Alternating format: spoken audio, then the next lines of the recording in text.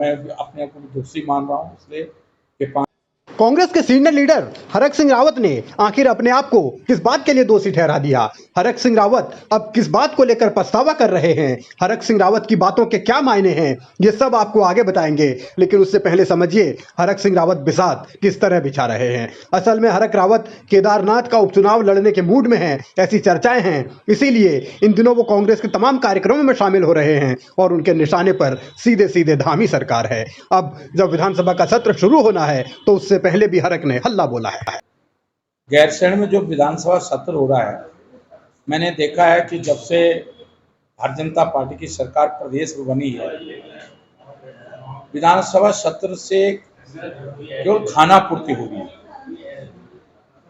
आनन फानन में बजट पास किया जाता है, कोई बहस नहीं होती है। अगर आप देखेंगे तो भारतीय जनता पार्टी के कार्यकाल में जो विधानसभा सत्र हो रहा है वो एक तरह के केवल मैं सोचता हूँ कि अनौपचारिकता होती है।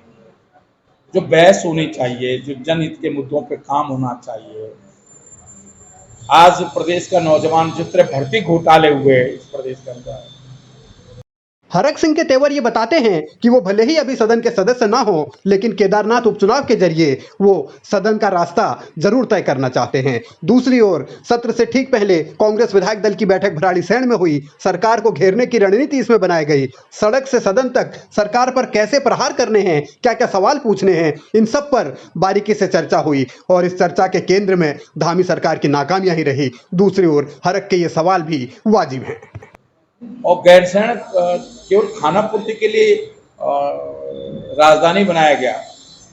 अगर वो ग्रीष्मकालीन राजधानी ठीक से बने, मैं तो ये कह रहा हूँ, क्या गैरसैंण में राजधानी बनाएंगे जब पौड़ी मंडल मुख्यालय है और हम पौड़ी में आज तक न कमिश्नर को, न डीआईजी को, न शिक्षा विभाग को, न कृषि विभाग के अधिकारी हों।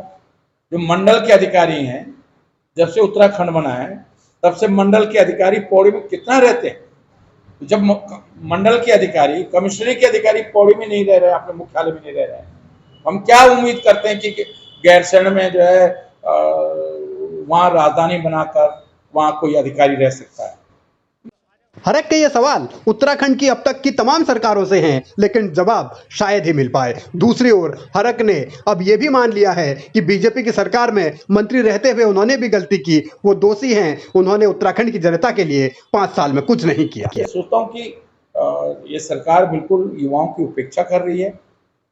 जब से मैं भले ही सरकार में मैं भी मंत्री रहा हूँ और मैं अपने आप को दोषी मान रहा हूँ इसलिए कि 5 सालों सरकार में भी मंत्री रहा हूँ, लेकिन 7 साल हो गए, 7.5 साल हो गए भाजपा की उत्तराखंड की सरकार।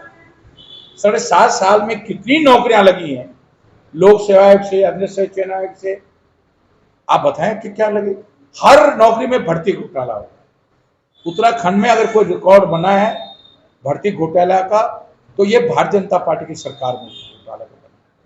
हरक रावत 2022 के विधानसभा चुनाव से ठीक पहले बीजेपी से जुदा हुए, कांग्रेस का दामन थामा, लुका छुपी चलती रही राजनीति के गलियारे में उनकी सक्रिय तौर पर बहुत ज्यादा दिखे नहीं। हाल के दिनों में उन्होंने कांग्रेस की केदारनाथ प्रतिष्ठा रक्षा यात्रा में सक्रियता दिखाई, अब भी बयानबाजी कर रहे हैं। चर्चा यही है कि केदारनाथ उपचुनाव लड़ना चाहते हैं। सवाल यह है कि क्या कांग्रेस उन्हें टिकट देगी और क्या हरक रावत कुछ कर पाएंगे।